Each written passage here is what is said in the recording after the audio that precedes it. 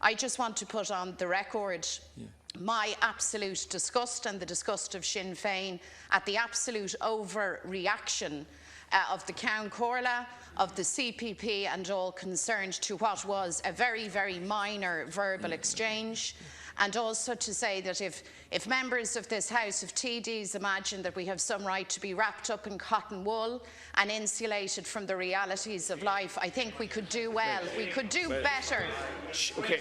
We could do better. Please. Please, please. We could do better. We could, if the hectoring could stop from the far side, sorry, from the benches.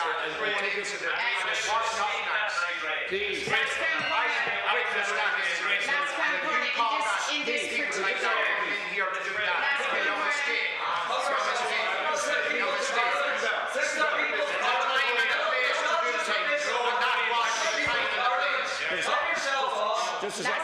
Please, deputies.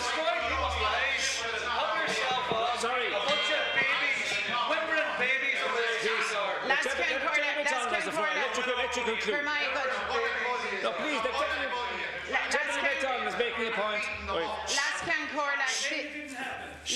Comhairle, this is the People's Parliament, and particularly in the context of that exchange, I think members ought to be more concerned at the substandard, subhuman conditions in which many traveller citizens live, might be more cognizant of the fact that 10 of our citizens not to be attacked coming from your room.